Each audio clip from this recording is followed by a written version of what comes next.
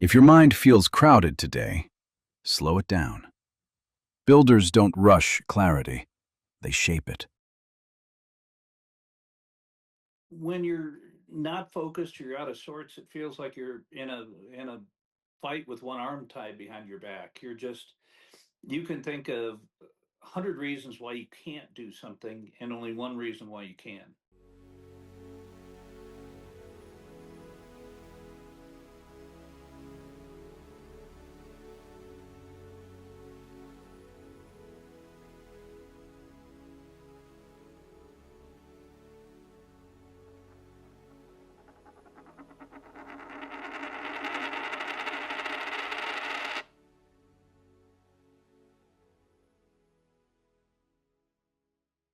When everything slows down, the real shape of the problem finally appears. Clarity doesn't remove the noise. It shows you what matters inside it. When the noise drops away like that, you're left with the part most entrepreneurs avoid looking at. Tripp didn't describe distraction. He described structural failure. That feeling of being out of sorts, of fighting with one arm tied behind your back, of seeing 100 reasons you can't move forward. That isn't a mood. It's not burnout. It's not a rough week. It's the cost of missing structure. And here's the part that stings a little. When structure is missing, your mind will lie to you. It will make every problem look bigger than it is, and it will make you feel smaller than you actually are. That's why clarity matters. Not because it makes life quiet, but because it exposes what's been sabotaging you from inside the noise. Today's episode is not about inspiration. It's about diagnosis. If you don't fix this, you will keep paying the price in momentum, confidence, and time. So let's get into the real problem and the structure that removes it. When clarity shows you the shape of the problem, something else becomes visible too. The weight you've been carrying without noticing. Noise doesn't disappear on its own.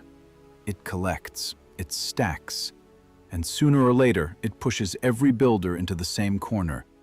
You slow down, not because you're weak, but because the load has finally exceeded the structure beneath it. That's the moment when you start looking for a way forward.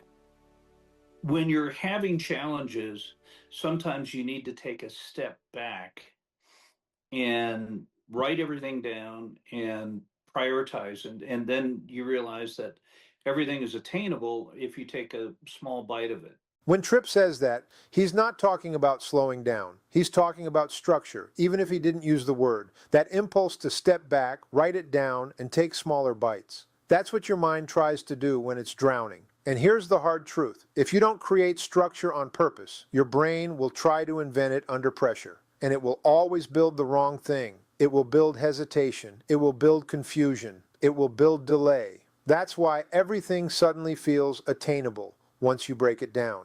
You didn't get more motivated.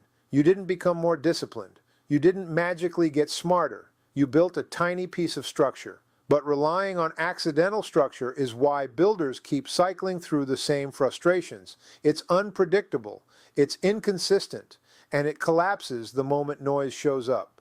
Today, I want to show you what happens when structure isn't accidental, but intentional. That's where everything changes. But once the game starts, that's when you focus in and you're calling a play or in boxing, calling a round.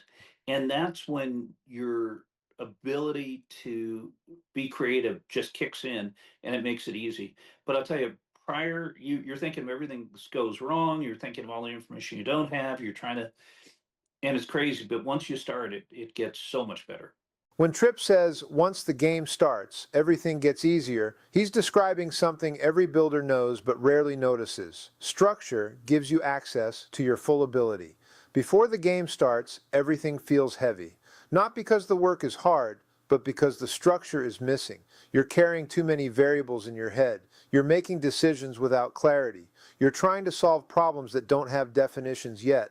But the moment the game begins, the moment structure shows up, your mind shifts, your focus locks in, your doubts quiet down. You stop negotiating with yourself and you start moving. The work didn't change. You didn't change. The structure changed. That's the turning point most builders never catch. You are not inconsistent. Your structure is. And when your structure is solid, your ability feels effortless. That's why today's episode matters. Because building real structure isn't convenient. It isn't quick. And it doesn't happen by accident. It's deliberate. It's work. It costs something. Tripp told a story about that once, and it's the perfect example of what building real structure actually requires. You know, the higher you get in broadcasting, business, anything else, organization is so crucial. And I remember working with Al Bernstein, who's the best boxing announcer out there, and he and I were exactly the same. We'd have 40 sheets of paper with all the information in 40 different spots on the desk and right by ringside. So we had 80 sheets of paper. We're looking for stuff all the time, and occasionally it had a blood on it. From the boxer being cut right in front of us.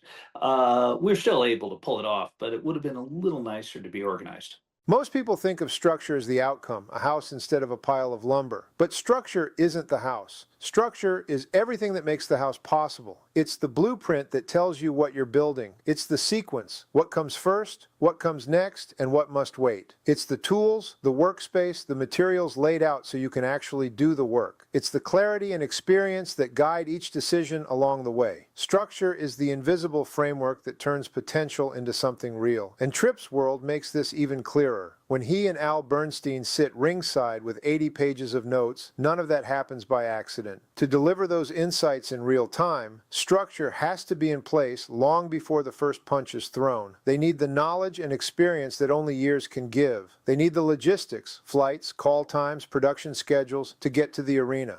And someone has to set the entire environment. The chairs, the lighting rig, the judges' tables, the cameras, the microphones, every cable and connection.